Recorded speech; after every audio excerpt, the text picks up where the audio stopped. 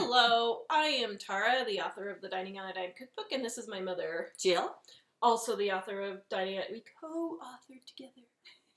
1,200 ways to save on your grocery bill, recipes and tips without using coupons and without going to warehouse stores. Yep. And you still eat really good food. And we do eat really good. Yes. And Mom is also the author of Penny Pinch Mama, 500 Ways I Lived on $500 a Month. You can get the ebook of this in the description below. Today we are talking about how you can save money losing weight. Can you save money losing weight? You can save money. But then you have to go buy new clothes. Well, that's true. That's true. But then you don't have to buy diabetes medicine. That's true. Or heart blood pressure, blood pressure medicine. That's so true. The number one way that... Funeral bills, because you don't die early. Oh. You're on a roll, aren't you? Okay. Well, the main thing we're going to talk about is portion control. People don't realize they want to attribute the obesity problem to everything, to sugar, to corn syrup, to all this. And it's really funny. I was just doing a study on this, and they've showed that since they've been cutting back in foods on all the corn syrup and sugar and that type of thing, the obesity rate has gone up instead of going down. And I also found there were several countries that didn't use the corn syrup type stuff, and that it's against the law to use it, and those countries have the worst obesity rate than any place else. So it's really, all this gets confusing. Bottom line is, I don't care what you eat or how you eat it, portion control is the secret. And the amount of calories you consume. So and we're doing... It drives me crazy. People say, oh, you have to do paleo to lose weight. You have to do Atkins to lose weight. You have to do no sugar. You have to do no carbs. None of it matters. No. Unless you have some sort of chronic illness that your doctor specifically said you need to do this. But you're still... It boils down to calories. It always boils down to calories. You can go on Twinkie diet and lose weight if you only eat 12 Twinkies a day. You can't. Well, I was at a grocery store one time, and the mom in front of me had like 3 or 4 kids, and each one of them had a bag of chips. There was vegan chips, and then she had they had some kind of organic juice. They had another type of vegetarian granola bar type thing, and they had one other thing, and I can't remember what it was. They had 4 items. And I heard her talking to these kids. And so this was their snacks. From what she was telling them, you can eat your snacks now, and as soon as we get home, which the way we were located at the time would have taken them about 15 or 20 minutes to get home. She said, as soon as we get home, we'll have lunch. And I knew this woman was thinking in her mind that these are organic and vegan and all this healthy type stuff for her kids, so they can eat as much of these snacks as they want. Well, when I say I research this stuff, I really do. I went back to the section where she got all this stuff from, and I added up the calories on the 4 things these kids had, and there was 1,200 calories just in their one snack food. Now, I don't even eat that much for a whole day, and I'm not even a child. But there was 1,200, the kids need a lot of more calories, but 1,200 calories for their snack. 1,200 calories for a snack. And see, she thought she was feeding them healthy, and further down the road, she's going to wonder, well, what did I do? I fed them healthy, but they're overweight. What did I do? It boils down to portion control. Now, how can you save money this way? They have shown studies over and over again that the average American throws away 50% of the groceries they buy. Now, that's horrible, everybody. I'm sorry. So if you spend $500 a month on groceries, you are literally throwing $250 away. You might as well walk over and put $250 in the trash can. People. Every time you go throw away food, write a price tag on it. Yeah, and that's start true. adding it up. And you say, well, I use my leftovers. We're not talking about leftover. Everybody focuses on leftovers, and that's not what we're talking about. We're talking about the things where, okay, you give a 3, 4, 5, even a 7 or 8-year-old a bowl of cereal. Now, I wish we had a bowl to show, but here, Mike, can you grab a bowl? Can you grab one of your bowls for me to demonstrate? But the types of things we're talking is they eat that bowl of cereal. You fill that with cereal. You pour milk on it, and you go and you throw half of the, thank you, Michael, half of the, they leave half of the soggy cereal, half the bowl is floating with soggy cereal. And what do? You pour it down the drain. Yep. You give them a whole sandwich, and they eat about half of the sandwich. Or if it's a 3-4-year-old, what they'll do is they'll eat the center of the sandwich because they don't want to touch the crust, You need to do things like, if they're going to do that, don't fight it. Cut that crust off before you give it to them. Pudding. And use that crust for bread pudding, croutons, crumbs, breadcrumbs. We have a great recipe for croutons in Diana. Yeah. And I really mean, it is great. I had made something, I don't remember what it was, where I had a lot of bread crusts. And I literally had a huge bowl this big of bread crusts. And I made croutons. They were gone in like 3 days. Yeah, my kids loved them. Use them on salad, at least a snack. Yeah. On salads, sprinkle on soup. You can use them for... I have 5 kids, in case you're wondering. But see, what would happen was, normally they would get thrown in the trash, wouldn't they? But I don't. I use them for croutons and bread pudding and that kind of thing. Breadcrumbs. Cut the crust off. Make them only a half a sandwich. I'm not saying that's all they can eat, but if they eat that half, then go ahead and give them another half if they're still hungry. And so you need to, the juices and milk. Yeah. What were you going to say about cereal? Well, on the cereal, this here is a smaller bowl. Mm-hmm. This really is about the size. This is the size you should use. Probably 7 years old and under. But most people's dishes now come with a bowl almost double the size of this. Yeah. And that's what they give. If you can imagine a bowl, and they're big, huge, and the kids just pour cereal in there and milk in there because Mom said, just go get you a bowl of cereal. And they pile it up and they chug a lug of the milk.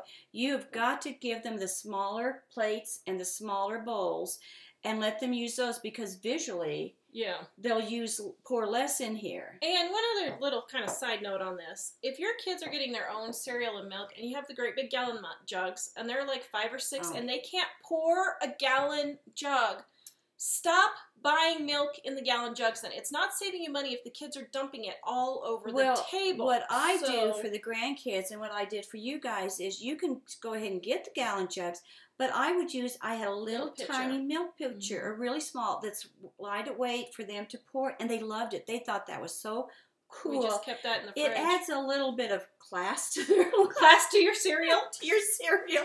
No, really, it takes it from just a thrown together bowl of cereal to something a little bit nicer. And they don't spill. They think that's cool that they can start managing it and pouring the milk in.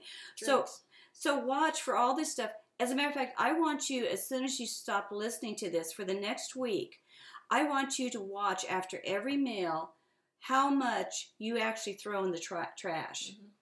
And another thing is, do the kids take a bag of chips, a bag of cookies, and they sit in there in the family room, and then they don't, like Kansas, it's so humid, that stuff can get soggy within an hour.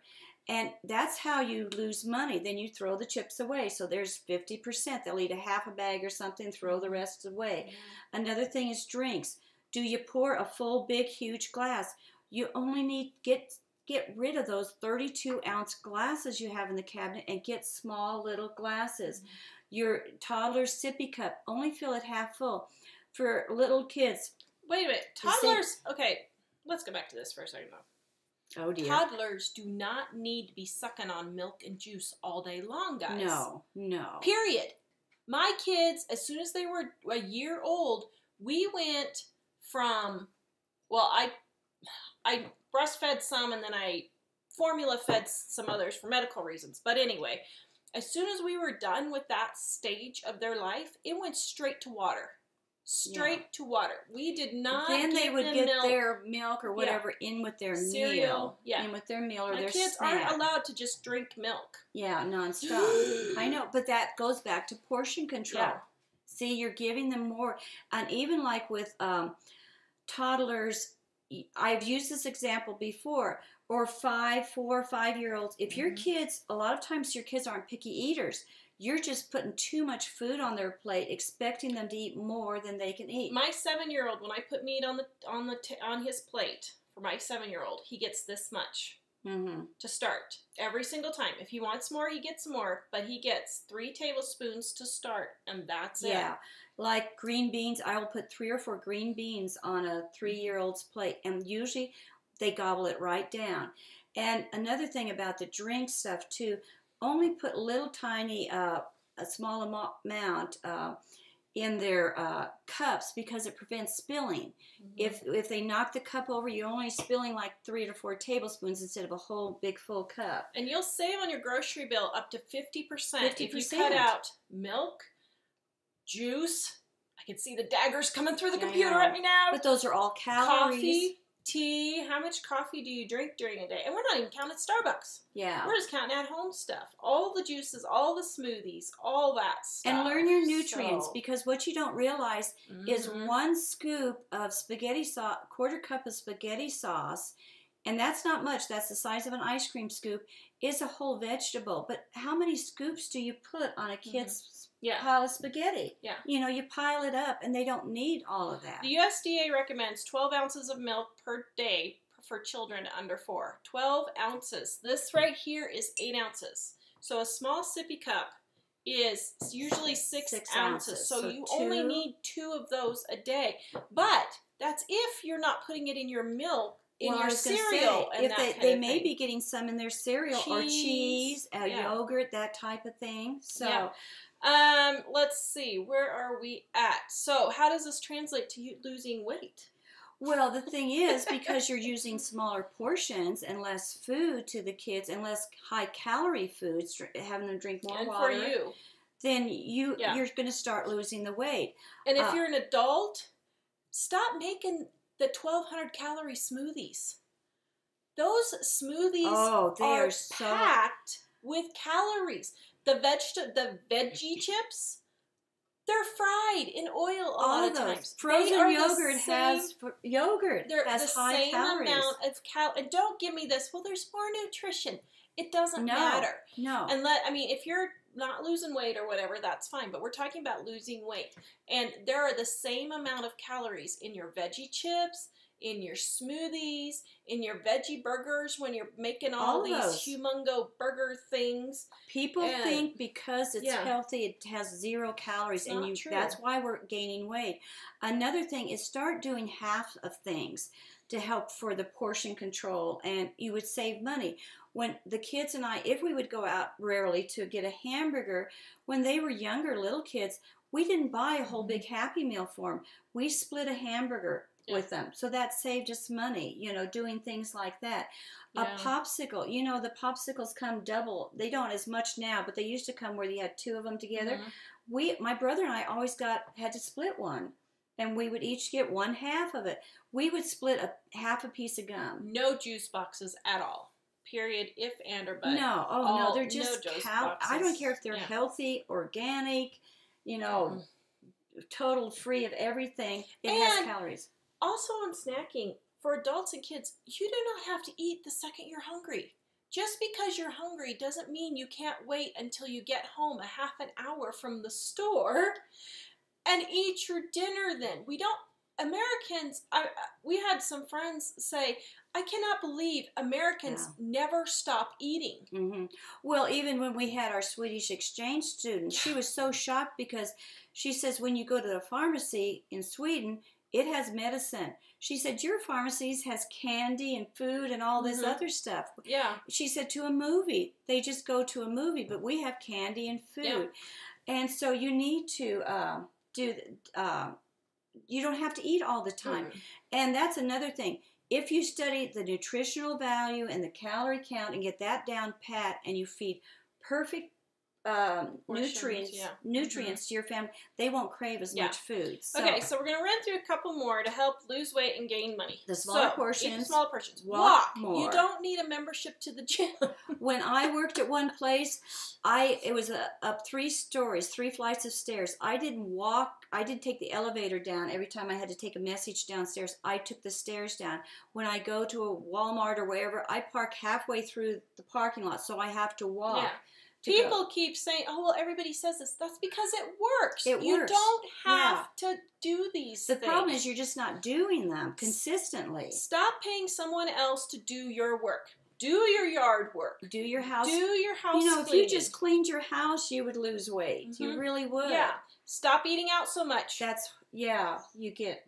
If you do eat out, before you even touch your meal, ask for a leftover container and put at least half to 3/4 of that meal in your leftover container. I only eat half, and I sometimes order just appetizers at some places. Yeah. Do things like taking the kids to the park instead of the movie. That's getting your exercise. Go play ball with them. Go play frisbee with them. Go ride bikes with the kids. Yeah, get your kids involved, and that will help motivate you to lose weight. And you'll get to spend time with your kids, you know. Yeah. Reduce your activities. Okay, that may seem like a contradiction, but if you are so stressed out from doing so many activities that you cannot get your stress under control from these things, you're eating because of it. You're not eating proper sit-down meals. If you sit down and eat your dinner in the evening, a proper portion-controlled meal, instead of in the car as you're running from next activity to the other and throwing food back at the kids to gobble down in between things. Yeah. Stop shopping and start exercising. Yeah. You know, stop trying to deal with your stress by shopping, and take that and put it into exercising or planning your meals for the week or getting your house cleaned. That will be a whole lot better.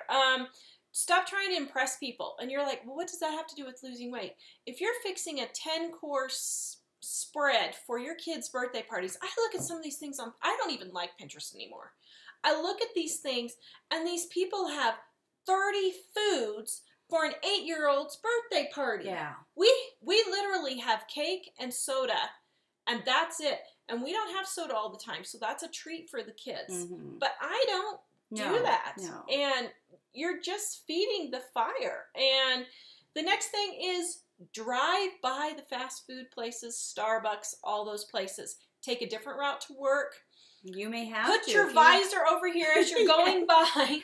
If you can't have enough self-control, do that. All of that. Yeah. Don't go there. And one last thing, too, I just thought of real quick. As far as the portion control and saving, you were talking about Pinterest, and all this stuff tastes really good. But if you're making chili, you don't have to put a whole amount of cheese, a whole amount of sour cream. When I was trying to save money, we just didn't have the luxury to do that. I would serve the kids a bowl of plain chili. There's nothing wrong with having a bowl of chili and crackers. You don't have to have 25 different things to stack on top of that, you know, and like potato soup. Now on Pinterest, and use a knife to serve your sour cream instead of a spoon, because you don't get as much. much. You get enough to taste it, but you don't have this huge glob. And you do your kids' stuff because they tend to glob. But another thing is, keep these things simple. It makes your life easier. You save money, and you can lose weight. Instead of making potato soup where you put cheese, 4 or 5 different cheeses and put bacon in it and do all that, that is so yummy and good. But you can make plain potato soup with nothing but a little milk and potato and put it in there. That's how you save money, and do that. And if you're really trying to save money, you seriously have to do that. I know that tastes better to have all that stuff in there.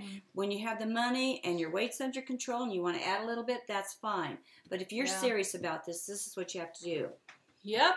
So it's pretty easy actually to lose weight and save money at the same time. It's not going to cost you a boatload of money buying all these ridiculous products. And you can use the recipes in Dining on a Dime Cookbook to help you save.